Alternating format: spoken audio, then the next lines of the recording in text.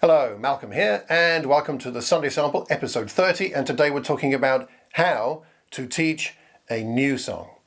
How to teach a new song. Isn't it great when we learn a new song and it works? We love singing the old hymns, sometimes singing them in a new way, and I've made other recordings about that, but new songs, they're very special. The psalmist said in Psalm 33, verse 3, sing to him a new song, play skillfully, shout for joy. Sing a new song, and now and again we need to. Sometimes new songs don't take, sometimes they do.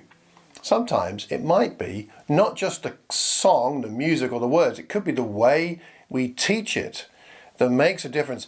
In my experience, if a congregation get a song quickly, it tends to stick and they love it and they keep it in their favourite song list. But if it takes too long, even it may be a good song, it doesn't always stick, and some of it's to do with the way we teach. Now, there's no right or wrong way exactly, or at least there's no only one way to teach a new song, but I tried something fairly new recently for myself that I referenced back in the Sunday Sample episode 27, where we talked about a new song called Send Us Out, and you can go back and look at that if you want. That's number 27. But I wanted to talk a bit more in detail about how I taught that song, both to the Thames Valley Churches of Christ and to the Watford Church of Christ that I taught it to this last Sunday.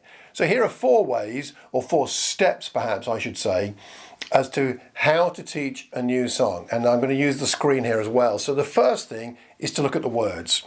So I put the words on screen and read through them to begin with. So send us out in the power of your spirit. And when I do this, I do a little extra commentary. So send us out in the power of your spirit. So God is telling us to go out in his power, not our own.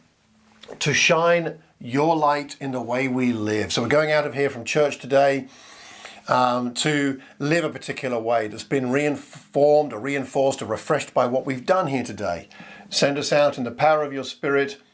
As we've received, may we freely give, as Jesus taught us to give what we've been given. So pass it on.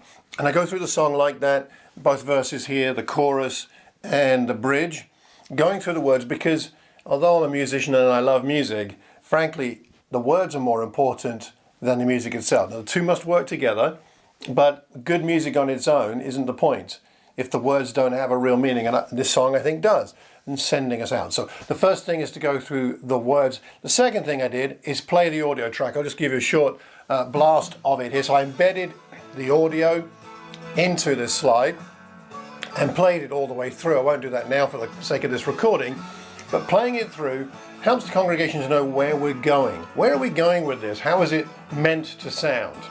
So here is the first few bars. Power of your spirit to shine your light in the way we live. So I let that run all the way through.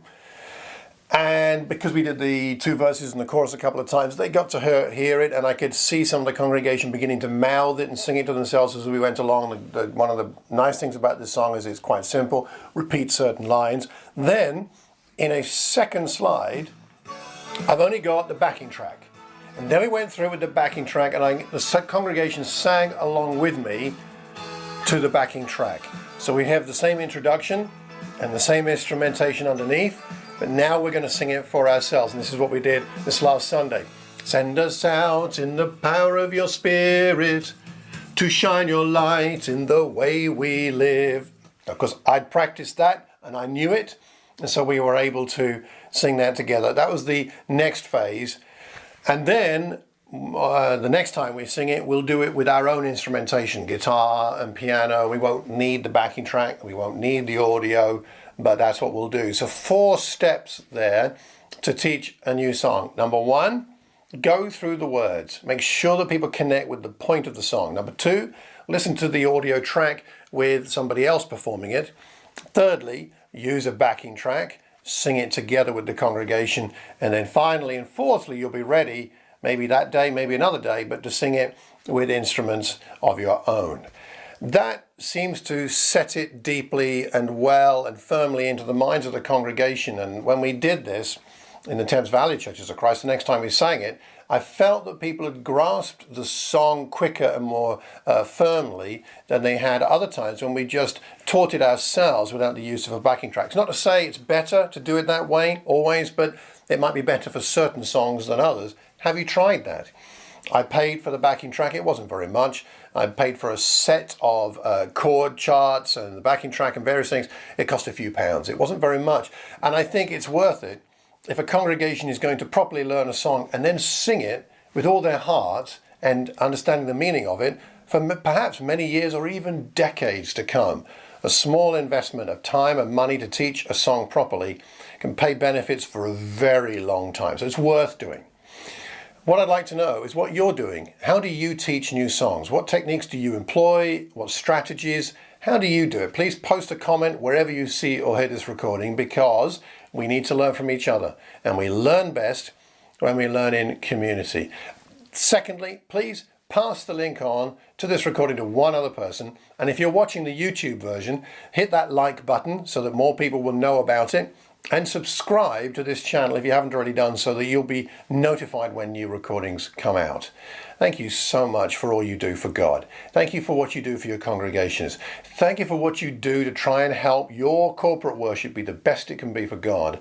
I very much appreciate it, and I know God is pleased. So I pray the next time you gather with your friends to worship God together, I pray it's satisfying, fulfilling, enriching, God-honoring, and it sparks special things in your own spirit. Take care, and God bless.